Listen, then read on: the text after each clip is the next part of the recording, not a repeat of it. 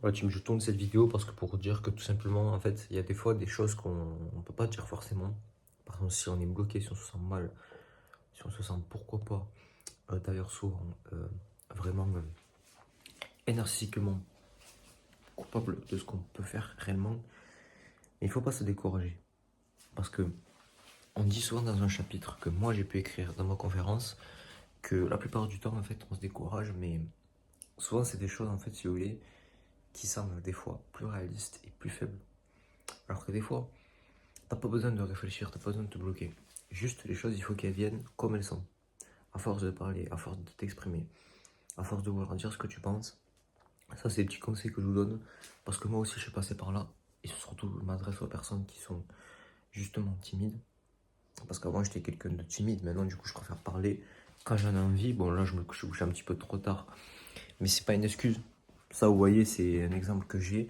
Mais ça peut vraiment revenir d'un seul coup, en fait. Et c'est quelque chose après à éviter. Et ça peut être sur le sommeil, ça peut être des choses de la vie, ça peut être peut-être un petit peu un moment de dépression. Enfin, ça peut être tout un tas de choses, etc., etc. Et cetera. Et si vous voulez, quand vous vous sentez comme ça, le mieux c'est d'essayer de parler un petit peu, même si vous n'avez pas envie. Parce que souvent, on ne dit pas vraiment ce qu'on pense. Genre, on n'arrive pas trop à s'exprimer, à s'affirmer aussi. Et le fait de dire vraiment ce que tu penses, les personnes vous comprennent un peu plus. Ça, c'est mes avis personnels parce que j'ai vraiment remarqué ça surtout. C'est une impression que j'ai aux abords des autres personnes pour vraiment dire ce que tu penses. Moi, il y avait des personnes, je ne vais pas citer de nom dans cette vidéo, il y avait des personnes qui m'avaient dit une fois, dis plus ce que tu penses pour qu'on te comprenne ou comme ça pour te permettre de parler un peu plus. Parce que vous voyez, c'est pas juste dire oui, d'accord, oui, bah oui. Il faut essayer aussi de rebondir. Après, il faut pas forcément avoir envie, mais il faut que ça vienne naturellement. Et ça s'entraîne. Bon, vous voyez, alors j'ai peut-être une tête fatiguée parce que bon, c'est pas une raison de ne pas parler. Oui, je fais cette vidéo parce que j'ai envie de dire ce que je pense et plutôt ça me fait plaisir de faire cette vidéo et je suis content de la faire. Mais vous voyez, il n'y a pas des mots en fait à ajouter n'importe où. Parce que ces mots, par exemple, quand vous dites je suis content, j'apprécie ça, j'aime bien ce que tu fais, j'aime bien, ça dépend des goûts, ça dépend des émotions que vous avez. Ça en fait, ça vient naturellement à force de parler, tout simplement. Il faut parler davantage, il faut vraiment sortir, il faut vraiment voir des gens, pouvoir parler sans rester dans son cocon. Je sais pas si vous comprenez un petit peu ce que je veux dire. Et plus vous ferez ça, ça c'est les petits conseils que je donne, c'est pour ça que cette vidéo j'espère qu'elle va vous plaire. Et puis si vous me mettez dans les commentaires ma prochaine vidéo, vous voulez tel ou tel sujet, vous pouvez me le dire. Par exemple parler de la vie, parler de l'argent, parler des problèmes peut-être que la plupart des personnes rencontrent. Ou alors basé sur des histoires réelles, tu vois. Donc si vous avez des idées pour mes prochaines vidéos, il suffit de commenter dans l'espace commentaire. Et puis je verrai bien. En tout cas, on continue pour cette vidéo. Là, du coup, je vous parlais du chapitre 2. D'accord? Donc là, on va parler du chapitre 2 justement.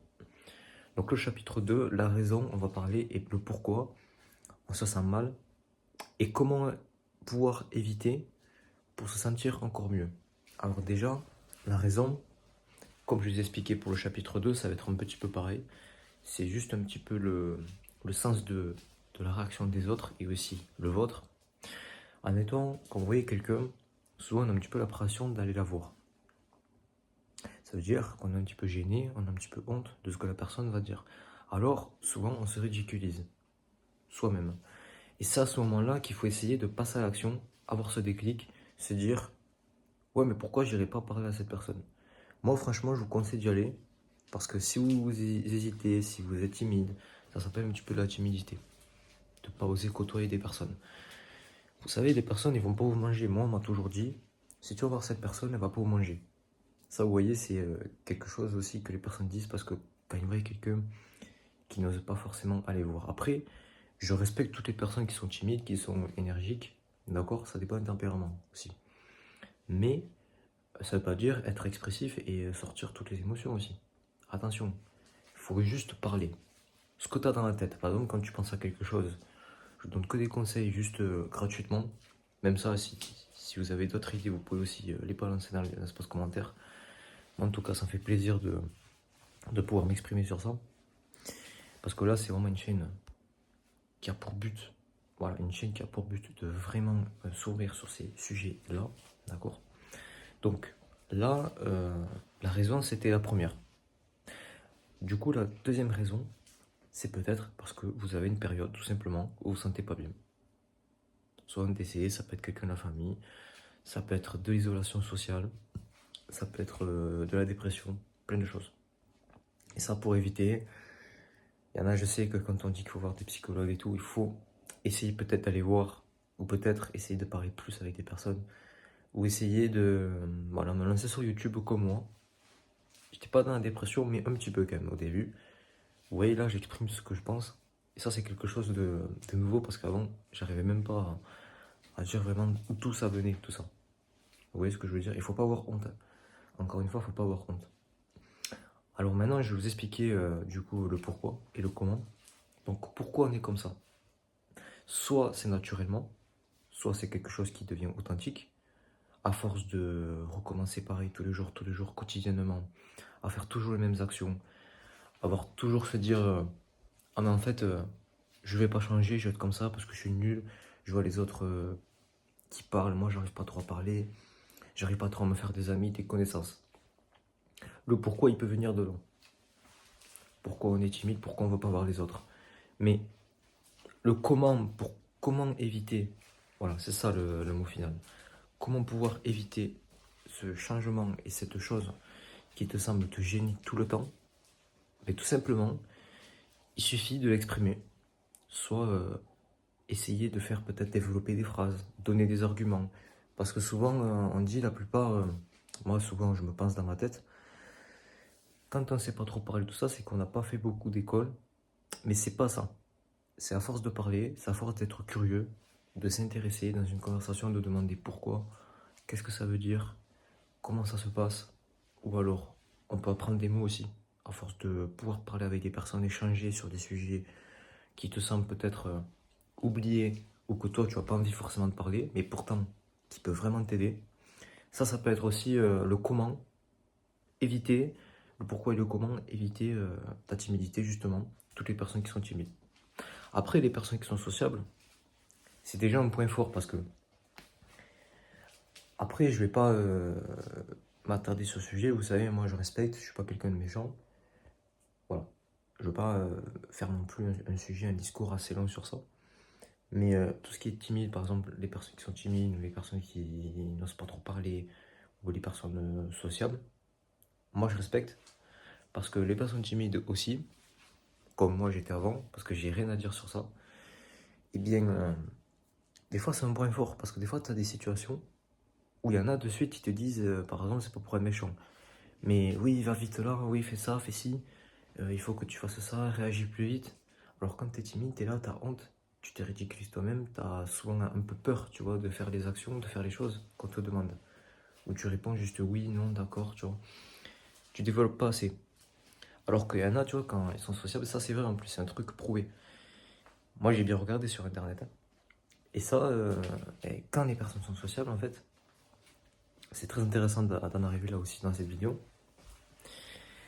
La plupart, c'est souvent quelque chose qui se sentent un peu plus à l'aise. Mais la l'aise, en fait, ça vient quand tu es plus un peu plus à l'aise, quand t'es pas gêné. Mais ça vient justement naturellement. Voilà. C'est naturellement authentique. Et ça se joue aussi sur l'atypique. La personne qui est atypique, la personne qui ne change pas de tempérament toutes les semaines, tu vois, ou tous les jours. Enfin, vous comprenez ce que je veux dire? On est bien d'accord sur ça.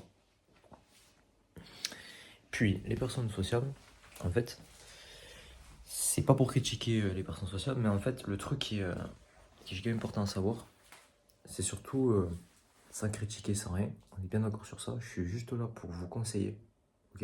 Et pour dire vraiment ce que j'affirme, ce que je pense réellement, ce qui me vient du cœur, parce que là, ça me vient clairement du cœur. Et bien, des fois, quand il y a des situations assez dangereuses, eux, ils vont y aller, ils vont dire, allez, bon, tu fais comment agis, parle plus, fais ça, fais ci, est-ce que tu veux ça, mange, est-ce que tu veux que je te prête, par exemple, un jeu, un timide, il va te dire oui, d'accord, non, je sais pas. Alors, tu vois, la personne ne va pas comprendre. Et ça, c'est aussi, des deux côtés, c'est quelque chose de bon parce que d'un côté, quand tu es timide, je vais faire la conclusion sur ça. d'un côté, quand tu es timide, tu as peur de faire des choses, mais souvent, c'est peut-être bien. Tu as des situations qui sont bien de ne pas trop parler, et des situations où il faut parler des fois. Tu vois? Par exemple, quand c'est dans l'urgence, etc. Mais quand les personnes sont sociales, eux, c'est un petit peu le truc, tu vois, énergique. De suite, tu vois, parler. Ça dépend aussi des personnes, mais en général, on va dire, en globalité des personnes, souvent, ils insistent, tu vois, sur des choses, ils te disent, argumente, pose des détails, tu vois, ils te posent des questions. Et ça, quand tu es avec un timide, ben, ça aide énormément, en fait. Ça peut t'aider pour plusieurs aspects. Le premier aspect, c'est pour parler, pour s'exprimer, pour s'influencer sur quelque chose, pour s'intéresser à un projet. Enfin, c'était vraiment le sujet de cette vidéo. En tout cas, j'espère que ça vous a intéressé. Si vous voulez encore plus de vidéos comme ça pour pouvoir parler face cam, et c'est très intéressant, j'en fais de plus en plus de formats comme ça, n'hésitez pas à vous abonner. C'était Picsou. Suivez l'aventure. Prochaine aventure dans pas très longtemps. Prochaine vidéo la semaine prochaine. C'était Picsou. À bientôt.